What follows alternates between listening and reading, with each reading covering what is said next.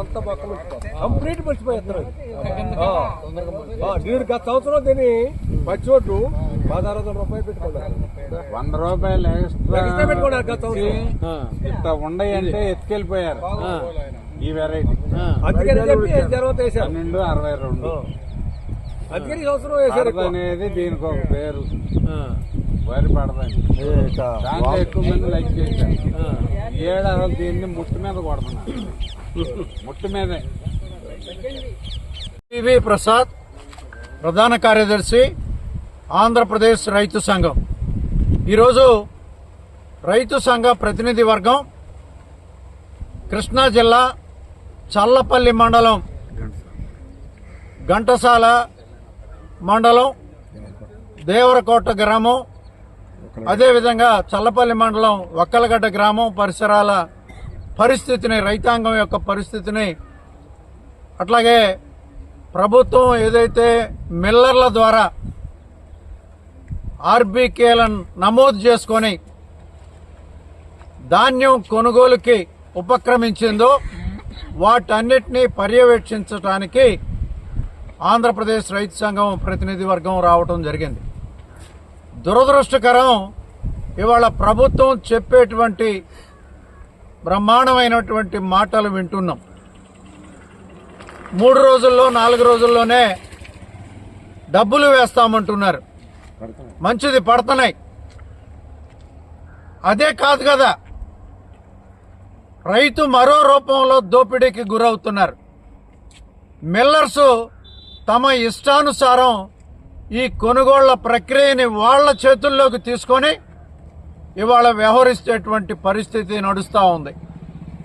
ఈ ప్రాంతంలో 1061 వెరైటీ, 1262, 1318, 1224 ఈ వెరైటీలు ఎక్కువగా ఇవాళ సాగు చేసినటువంటి పరిస్థితి. అయితే వీటిల్లో 1061 తప్పితే మిగతావి ఏవి కొనుగోలు చెయ్యము అని చెప్పి వ్యాపారస్తులు ఖచ్చితంగా చెప్తున్నారు. ఆఖరికి ఇక్కడ నా పక్కన ఉండేటువంటి రైతు గోపీకృష్ణ, ఆయన ఎంఆర్ఓ గారి దృష్టికి తీసుకువెళ్ళినా, ఎంఆర్ఓ గారు మిల్లర్స్కి ఫోన్ చేసినా సమస్య పరిష్కారం కాల. ఈ 1262 వెరైటీ అయితే మేము తీసుకోలేము అని చెప్తున్నారు. అదేవిధంగా ఎంఆర్ఓ గారితో మాట్లాడితే మేము జిల్లా జాయింట్ కలెక్టర్ గారి దృష్టికి ఈ అంశాన్ని తీసుకువెళ్తున్నాం.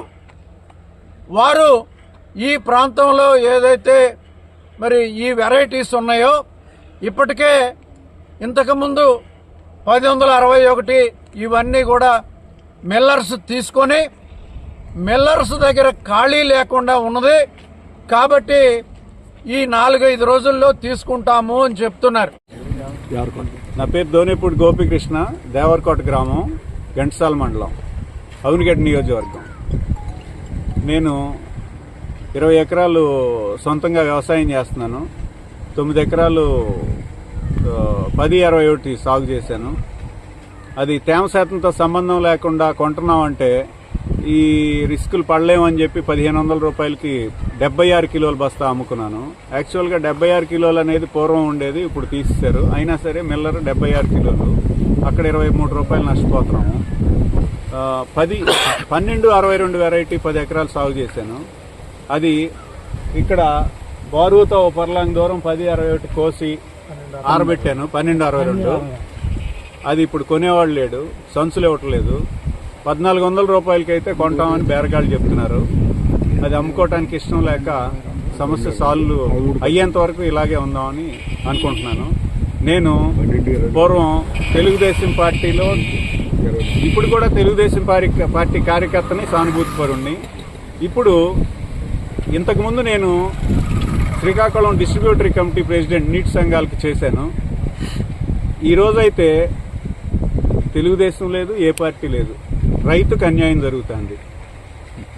రైతు క్రితం సంవత్సరంలో మేము మద్దతు ధరకి తేమ శాతంతో తీసుకున్నాం. ఇప్పుడు అసలు తేమ శాతం అనేది ఎక్కడ రైస్ మిల్లర్ కనపడనివ్వట్లేదు. ఇది మా రైతుల తరపున తీవ్ర నిరసన వ్యక్తం చేస్తున్నాం.